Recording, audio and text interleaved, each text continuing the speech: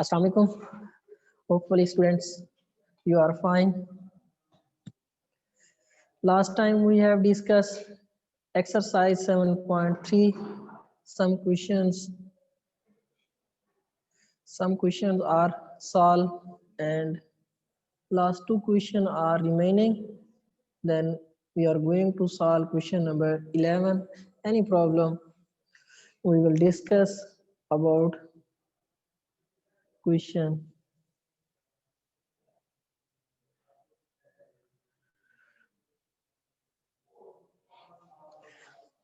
देखिए students, last time हमने discuss कर लिया था क्वेश्चन 11 डिस्कस करते हैं हम। सेकेंड ईयर मैथ है हमारे पास।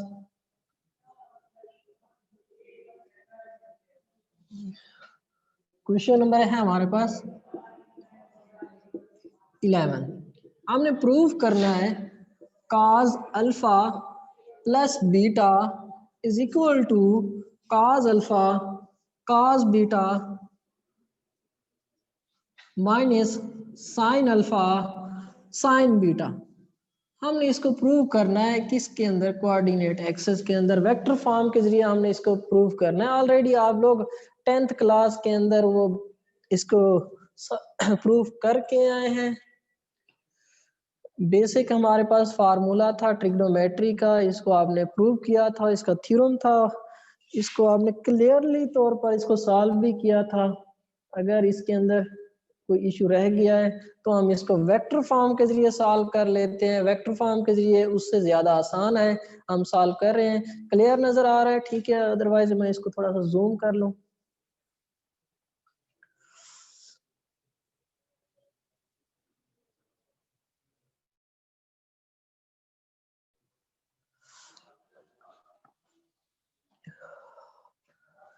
सॉल्यूशन हम कैलकुलेट करते हैं, कंसीडर करते हैं हम, consider a unit vector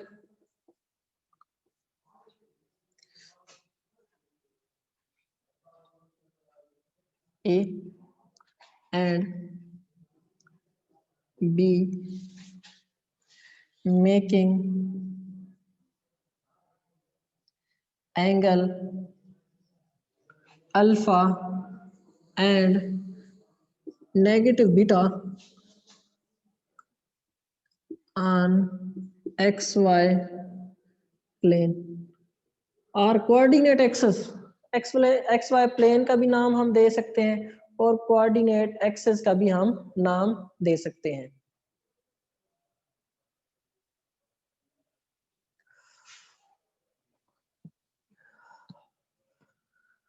structure में कंस्ट्रक्ट कर लेता हूं, उसको थोड़ा सा एक्सप्लेन भी कर देता हूं। ये हमारे पास ओरिजिन है कोऑर्डिनेट एक्सेस का, ये x पॉजिटिव, ये x नेगेटिव हो जाएगा, ये y पॉजिटिव, ये y नेगेटिव हो जाएगा। ये एंगल अल्फा कंस्ट्रक्ट हो रहा है हमारे पास, यूनिट वेक्टर a का नाम दिया है हमने, और ये हमारे पास beta angle, negative beta angle जो है वो कंस्ट्रक्ट हो रहा है। आप लोग जानते हैं यूनिट वेक्टर की मैग्नीट्यूड 1 के इक्वल होती है। हमने यूनिट वेक्टर लिए हैं a और b। अगर हम इसके पोजीशन वेक्टर लिखना चाहें ओ a, तो हमारे पास इसकी फॉर्म बन जाती है cos alpha i unit vector plus sign beta j unit vector. यहाँ पे हम a ले रहे हैं तो इसका एंगल अल्फा बनता था, साइन अल्फा j आ जाएगा हमारे पास। सिमिलरली ये हमने उसके पोजीशन वेक्टर को मेंशन कर दिया है। सिमिलरली ओ बी हम ले लेते हैं पोजीशन वेक्टर, वो होगा cos माइनस बीटा आई प्लस साइन माइनस बीटा जे। अगर हम इसको एक्सप्लोर कर लेते हैं, नेगेटिव है तो cos की प्रॉपर्टी होती है वो नेगेटिव को निग्लेक्ट कर देता है, और साइन की प्रॉपर्टी होती है वो नेगेटिव को निग्लेक्ट नहीं करता, वो बाहर निकाल देगा उसको। तो यहाँ से रिजल्ट लिखते हैं cos beta I minus sine beta जे। अब हम डॉट प्रोडक्ट ले लेते हैं किस चीज का, O A dot O B is equal to O A magnitude O B magnitude cos theta. अब cos एंगल हमारे पास जो कंस्ट्रक्ट हो रहा है इन दोनों के दरमियान वो कौन सा हो रहा है, अल्फा प्लस बीटा,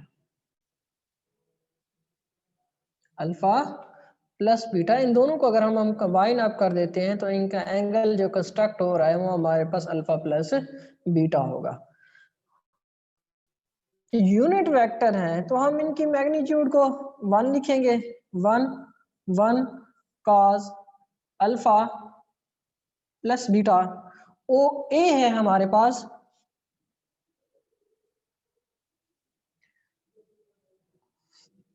इसको मैं थोड़ा सा आगे करके लिख लेता हूं ताकि क्लियरली ये पॉसिबल हो सके कि नजर आ जाए। 1.1 cos alpha plus beta, A की वैल्यू लिख लेते हैं cos alpha I plus sine alpha J dot cos beta I minus sine beta J. हम डॉट प्रोडक्ट निकाल लेते हैं, cos alpha I cos beta I multiple होगा cos alpha cos beta, I dot I हम जानते हैं 1 के equal होता है, ये हम सच दैट हम कह सकते हैं I dot is equal to I is equal to 1 के J dot J is equal to J 1 के डॉट के इज इक्वल टू 1 के।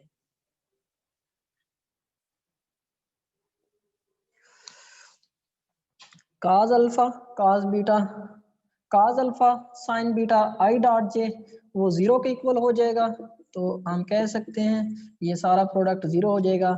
Similarly sin alpha sin beta से मल्टीपल होगा minus sin alpha sin beta जे dot जे 1 आ जाएगा, तो ये हमारे पास रिजल्ट आ जाता है cos alpha plus beta is equal to cos alpha cos beta minus sin alpha sin beta.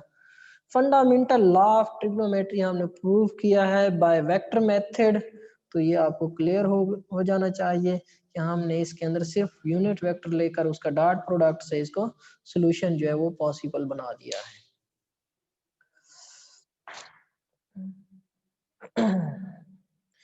Any problem in this question?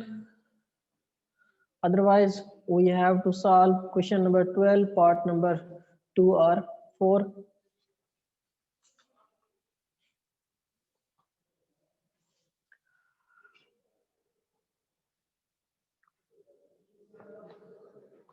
Quickly response करें students.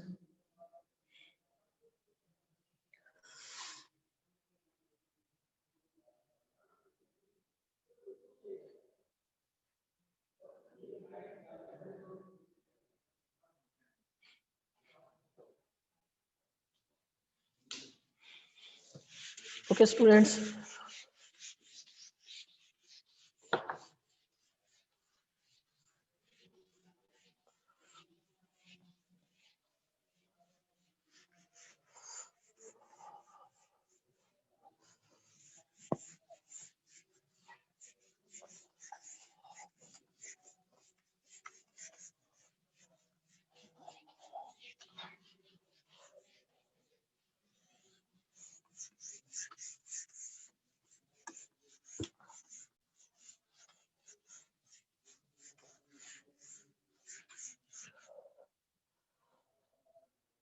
Question number 12 है हमारे पास।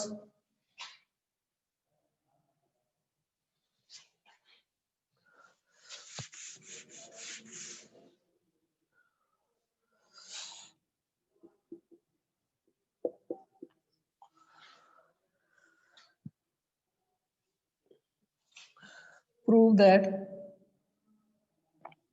C is equal to A cos b plus b cos a।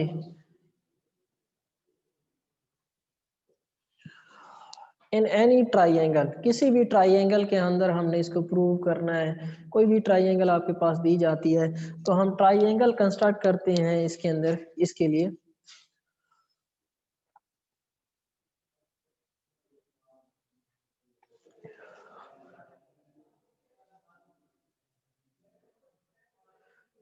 मेरे पास ये corner vertices ए है, तो इसका जो angle construct होगा ना वो हमारे पास होगा इस सारे का pi minus A.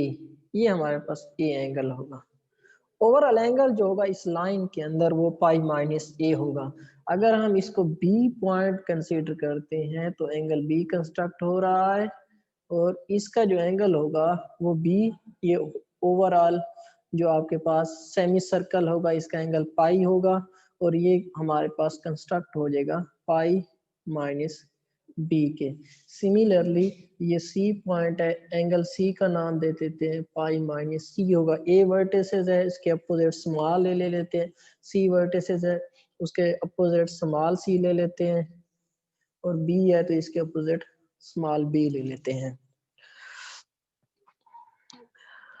So in any triangle we can write A plus B plus C is equal to 0। किसी भी ट्राइंगल के अंदर हम लिख सकते हैं A plus B plus C is equal to 0। C is equal to, C इस side पे रह जाए, A इस साइड पे आ जाए, नेगेटिव A नेगेटिव B। अब हम मल्टीप्लाई कर लेते हैं यहाँ पर C को बोथ साइड, देखें अगेन इसकी वैल्यूज को मल्टीप्लाई कर रहे हैं हम यहाँ पर। C dot C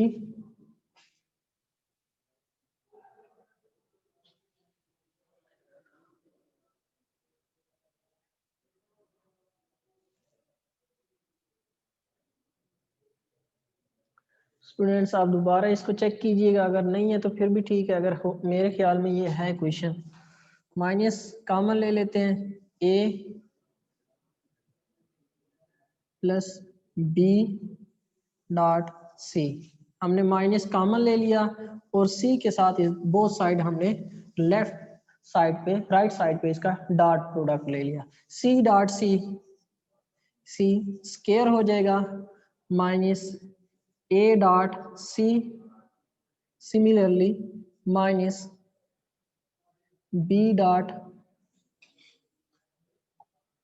C, C square A dot C।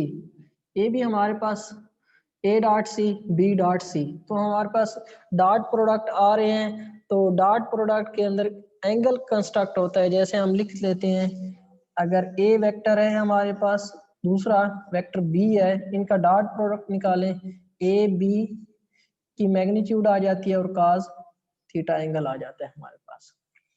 यहाँ A डॉट C है, it means AC cos A और C के दरमियान, ये A है और C है, इसके दरमियान जो एंगल कंस्ट्रक्ट हो रहा होगा वो हम लिखेंगे। A और C के दरमियान जो एंगल कंस्ट्रक्ट हो रहा है वो B एंगल कंस्ट्रक्ट हो रहा है, और B एंगल जो बन रहा है वो overall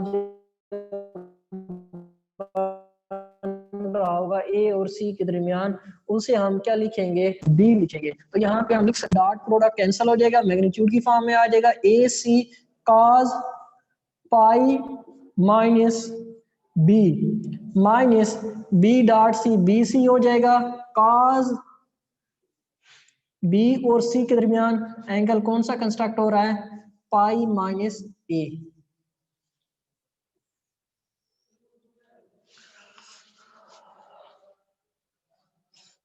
C square minus AC, अब cos पाई माइनस B किसके इक्वल है, cos पाई माइनस B। ये सेकंड क्वाड्रेंट में लाई करता है, नेगेटिव रिजल्ट आ जाएगा cos B के इक्वल। आप लोग जानते हैं कन्वर्जन, ये 10th चैप्टर के अंदर हमने सीखी थी, फर्स्ट ईयर के अंदर। रिपीट मैं दोबारा इसको भी कर देता हूँ। पाई को आप लिख सकते हैं 2 cross pi by 2 minus B, remind करवा देते हैं। इवन मल्टीपल होगा फंक्शन कन्वर्ट नहीं होता, ऑड मल्टीपल होता है फंक्शन कन्वर्ट हो जाता है। इवन मल्टीपल है काज, फंक्शन कन्वर्ट नहीं होगा, रिजल्ट काज में आ जाएगा। इसी तरह एंगल आपके पास बीटा है तो हम बीटा लिखेंगे, और ये कौन से क्वाड्रेंट में लाई करता है, पाई माइनस पी। 180 में से बीटे को माइनस करें सेकंड के अंदर तो ये माइनस काज बीटा रिजल्ट आ जाएगा। यहाँ पे लिखेंगे इसका result minus cos beta minus B C, और इसका रिजल्ट लिखेंगे हम काज माइनस काज ए।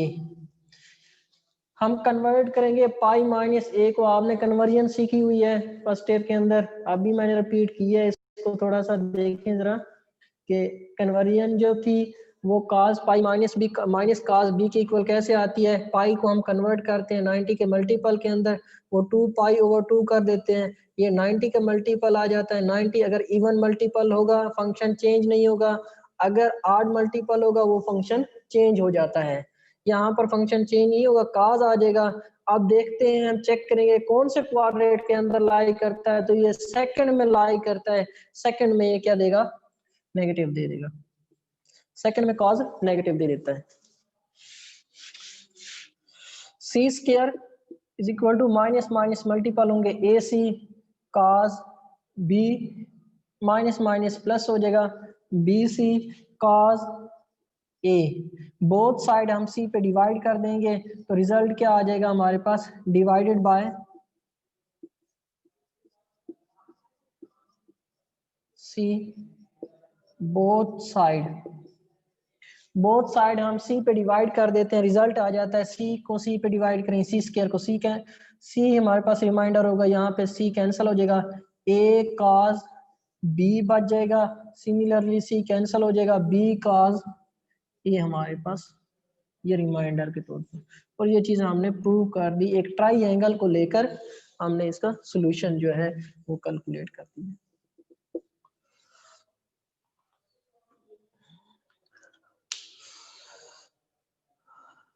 होपफुली ये क्लियर होगा आपको। नेक्स्ट इसका फोर्थ पार्ट है, वो भी आप लोगों ने सॉल्व कर लेना है। और इसके बाद जो है हम एक्सरसाइज 7.4 की तरफ मूव करते हैं। 7.4 के अंदर हमने क्रॉस प्रोडक्ट निकालना है। अब तक जो ये वर्क किया हमने डॉट प्रोडक्ट का वर्क किया है, नेक्स्ट जो हम काम करेंगे वो क्रॉस प्रोडक्ट पे हम काम करेंगे।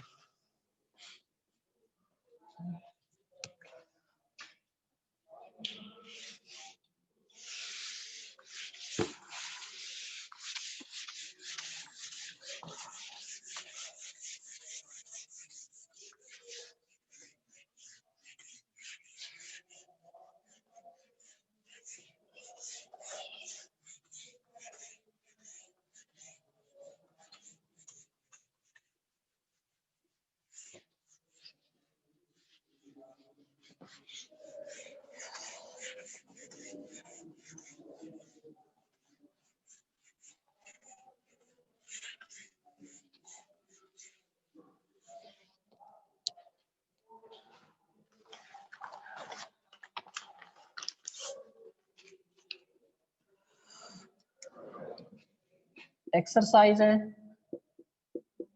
7.4 और इसका क्वेश्चन नंबर है 1।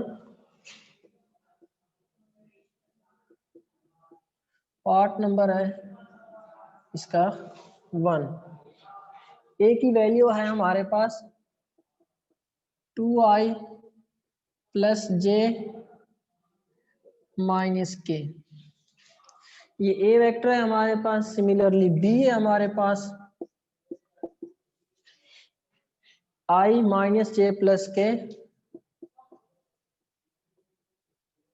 ये वेक्टर गिवन है और हमें कहा गया है कि ए क्रॉस बी इसका निकाल कर दें या बी क्रॉस ए निकाल कर दें, और फिर हमने ये चेक भी करना है आया ये परपेंडिकुलर है या नहीं है। परपेंडिकुलर के लिए हम क्या ले लेंगे, ए के साथ ये परपेंडिकुलर है या बी के साथ परपेंडिकुलर है, उसके लिए हम इसका डॉट प्रोडक्ट ले लेंगे ए क्रॉस बी के साथ ए का। और या हम बी क्या ए क्रॉस बी के साथ इसका डॉट प्रोडक्ट निकाल लेंगे। तो ये हमारे पास परपेंडिकुलर की केस भी हम चेक कर लेंगे। अब हमने निकालना है ए क्रॉस बी। ए क्रॉस बी निकालने के लिए हम क्या करते हैं, इसको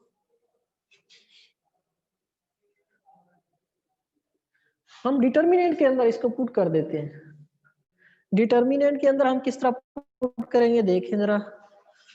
सबसे पहले हम आई जे के, 3 यूनिट वेक्टर हैं यहाँ पर आई जे के, तो हम ऊपर लिखेंगे आई जे और के, तीनों वेक्टर लिखेंगे। अब ए वेक्टर के अंदर जो हमारे पास पोजीशन वेक्टर था उसके अंदर जो आई का कंपोनेंट 2 है वो लिखेंगे। सिमिलरली जे का जो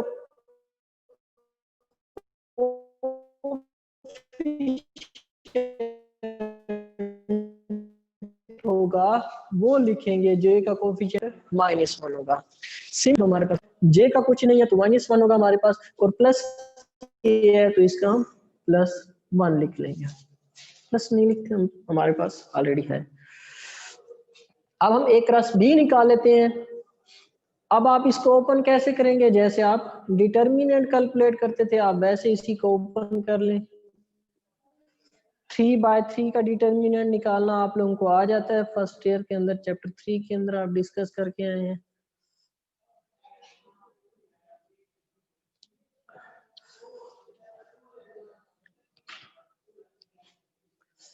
एक्सपेंड कर लेते हैं बाय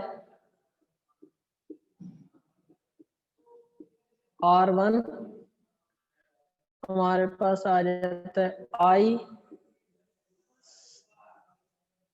ये उस आई को अगर कंपोनेंट को लेंगे उसका कॉलम और उसकी रो कैंसिल आ जाती है, हमारे पास रिजल्ट आता है 1 -1 -1 1। सिमिलरली हम -j ले लेंगे, अब उसकी दूसरा कॉलम और पहली रो कैंसिल आउट हो जाएगी, 2 1 -1 1। Similarly plus k 2 1 +1 -1।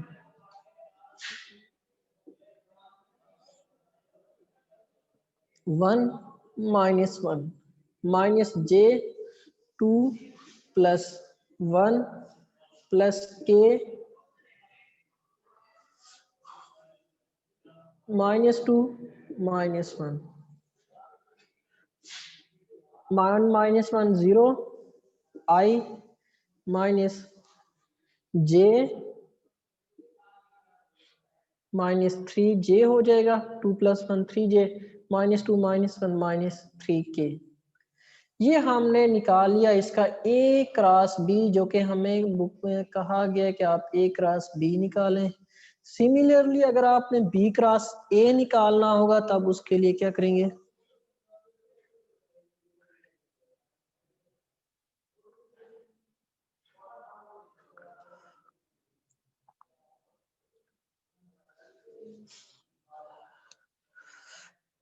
ए क्रॉस बी हमने निकाल लिया। अगर आप लोगों ने बी क्रॉस ए निकालना होगा तो आप इसका उलट कर लेंगे, बी क्रॉस ए की जानिब आ जाएंगे। वो आप किस तरह लिखेंगे, बी क्रॉस ए निकालने के लिए आप इसी का डिटर्मिनेंट ले लेंगे, आई जे के लिखेंगे। वैसे आप पहले बी के कंपोनेंट लिख लेंगे, बी के हमारे पास क्या थे 1 -1 1, और ए के कंपोनेंट 2 1 -1, ये आप लिख लेंगे। तो ये आपके पास बी क्रॉस ए आ जाता है। हमने कैलकुलेट किया ए क्रॉस बी और उसको हमने रिजल्टेंट निकाल लिया। अब हमने चेक करना है इसको परपेंडिकुलर केस के अंदर। किस केस के अंदर, परपेंडिकुलर केस के लिए। तो परपेंडिकुलर केस के लिए हम क्या निकालेंगे, इसका डॉट प्रोडक्ट निकाल लेंगे। डॉट प्रोडक्ट किसके साथ निकाल लेंगे हम, ए परपेंडिकुलर है किसके ऊपर, ए क्रॉस बी के ऊपर। तो A dot A cross B निकालेंगे। अब A dot A cross B निकालने के लिए ए की वैल्यू को लिखें 2i + j - k dot product निकाल लेते हैं किसके साथ, ए क्रॉस बी के रिजल्ट के साथ, 0i -3j -3k 2 cross 0 0i हो जाएगा, j -3 आ जाएगा, माइनस माइनस प्लस 3 आ जाएगा, ये 3 - 3 कैंसल आउट हो जाएगा, 0 आ जाएगा। तो हमने चेक कर लिया कि ये A dot A cross B का रिजल्ट 0 आ जाता है। इट मींस ए वेक्टर जो है वो ए क्रॉस बी के ऊपर परपेंडिकुलर है, ए वेक्टर ए क्रॉस बी के ऊपर परपेंडिकुलर है हमारे पास। इस केस के अंदर हमने चेक कर दिया कि ए वेक्टर जो है वो परपेंडिकुलर है किसके ऊपर, ए क्रॉस बी के ऊपर। ए क्रॉस बी निकालने के लिए सबसे पहले हमने ए क्रॉस बी को डिटर्मिनेंट के अंदर पुट कर दी वैल्यूज, उसको एक्सपेंड किया, एक्सपेंड करने से ए क्रॉस बी का रिजल्ट आया है हमारे पास। ए क्रॉस बी का जो रिजल्ट आया है फिर उसको हमने चेक किया है किसके ऊपर आया, ये परपेंडिकुलर है या नहीं है। अगर ये परपेंडिकुलर है तो इसका रिजल्ट 0 आ जाना चाहिए, अगर ये परपेंडिकुलर ना होता तो इसका रिजल्ट 0 ना आता हमारे पास। तो इस केस को हमने चेक कर लिया, ये हमारे पास A dot A cross B जो है वो 0 के इक्वल आ गया। इट मींस ये क्या है हमारे पास परपेंडिकुलर है। सिमिलरली अब हमने निकालना है इसका रिजल्ट। सिमिलरली हमें इसका 4 पार्ट भी बताया गया है, हमने 4 पार्ट को सॉल्व आउट कर लेते हैं। उसके अंदर भी यही चीज हमें कही गई है कि आपने इसका परपेंडिकुलर केस चेक करना है। वहां पर हम बी क्रॉस ए निकाल लेते हैं, यहाँ पे हमने ए क्रॉस बी निकाला है।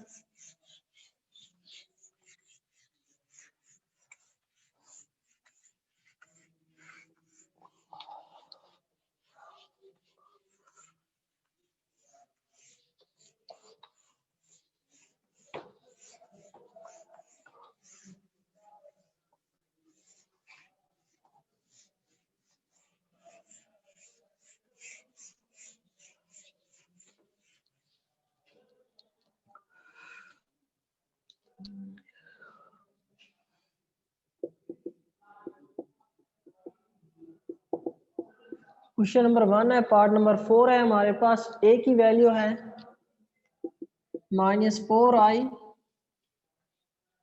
Plus j -2k। बी की वैल्यू हमारे पास 2i plus j plus k।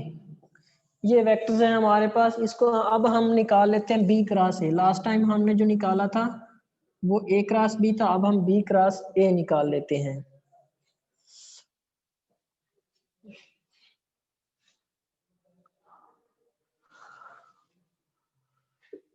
B cross ए निकालने के लिए हम डिटर्मिनेंट में पुट कर देते हैं आई जे के।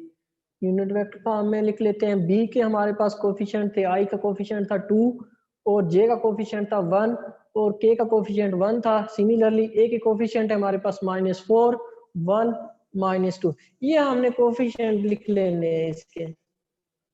बी के कोफिशिएंट लिख लेने हैं पहले, उसके बाद ए के कोफिशिएंट लिख लेने हैं। हम बी क्रॉस ए निकालते हैं, एक्सपेंड करते हैं, एक्सपेंड बाय R1 के लिए हम एक्सपेंड करें B cross A equal to I into I component cancel होगा 1 1 1 -2 रिजल्ट देगा। जे कंपोनेंट उसका कॉलम उसकी रो कैंसल होगी 2 -4 1 -2 रिजल्ट देगा। के कंपोनेंट कैंसल होगा, उसका कॉलम और रो कैंसल होगी 2 -4 1 1। ये रिजल्ट देगा हमारे पास। B cross A I into -2 -1 -j -4 +4 plus के 2 +4 -3i 0j +6k। ये हमारे पास बी क्रॉस ए का रिजल्ट आ गया है। अब हमने चेक करना है परपेंडिकुलर है या नहीं है इसके ऊपर, ए क्रॉस बी के ऊपर या बी क्रॉस ए के ऊपर ए परपेंडिकुलर है या बी परपेंडिकुलर है। तो ए परपेंडिकुलर चेक करने के लिए हम A dot B cross A लेंगे। अगर इनका रिजल्ट 0 के इक्वल आ जाता है, इट मींस कि ये हमारे पास ए का बी क्रॉस ए के साथ परपेंडिकुलर केस है। अगर ये 0 के इक्वल नहीं आएगा तो हमारे पास ये परपेंडिकुलर नहीं होगा। ए की वैल्यू ले लेते हैं हम -4i प्लस जे -2 के, डॉट प्रोडक्ट ले लेते हैं इसका किसके साथ, -3i -0j plus 6k, -4 cross -3 plus 12 plus j -0 0 -12, ये कैंसल आउट हो जाता है, ये हमारे पास 0 आ जाता है। इट मींस ए का डॉट प्रोडक्ट लें बी क्रॉस ए के साथ तो ये भी परपेंडिकुलर है हमारे पास। हमने चेक करना था कि बी क्रॉस ए के साथ या ए क्रॉस बी के साथ परपेंडिकुलर ये वेक्टर्स हैं बी और ए या नहीं है, तो इसको हमने चेक कर दिया। डायरेक्टली भी आप लोग सॉल्व कर सकते थे। डायरेक्टली हम किस तरह सॉल्व कर सकते हैं, अगर हमने चेक करना है कि ये तीन जो है वो परपेंडिकुलर हैं या नहीं है, उसके लिए हम क्या करते हैं, सपोज हमें कहा जाता है कि A dot B cross A जो है वो निकाल कर दें, ये चेक करना है परपेंडिकुलर केस के लिए। तो फिर हम क्या करेंगे, डिटर्मिनेंट लेंगे, डिटर्मिनेंट के अंदर ए के कंपोनेंट लिखेंगे पहले -4 प्लस 1 -2, सिमिलरली बी 2 1 1 लिखेंगे और ए के कंपोनेंट दोबारा लिख लेते हैं -4 1 -2। अब इसका डिटर्मिनेंट चेक कर लेंगे, अगर इसका डिटर्मिनेंट 0 आ जाता है तब ये परपेंडिकुलर केस होगा। डायरेक्टली भी हम इसको इस तरह सॉल्व कर सकते थे। अगर क्रॉस प्रोडक्ट निकालना है, क्रॉस प्रोडक्ट निकाल के उसका परपेंडिकुलर चेक करना है, आप इस तरह से करेंगे। अगर आपको कहा जाता है कि आपने ये सॉल्व करना है तो आप इसको डायरेक्टली डिटर्मिनेंट के अंदर पुट करके आप सॉल्व कर सकते हैं। होपफुली आज का लेक्चर आप लोगों को क्लियर हो गया होगा। कोई प्रॉब्लम हो तो आप रिस्पॉन्स करें, आपको जो आंसर मिलेगा क्विकली।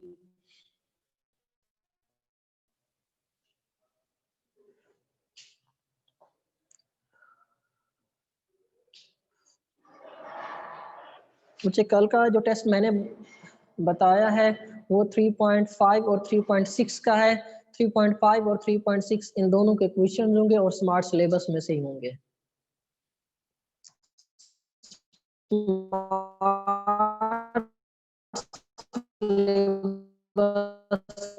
एक्सरसाइज 3.5 3.6 आप लोगों ने इंक्लूडेड नहीं होंगी टेस्ट में। पॉसिबल ज्यादा से ज्यादा टेस्ट आप जमा करवाएं, क्योंकि जो मेरे के आए हैं तो आप लोग उससे भी बेहतर मिलेगा। आप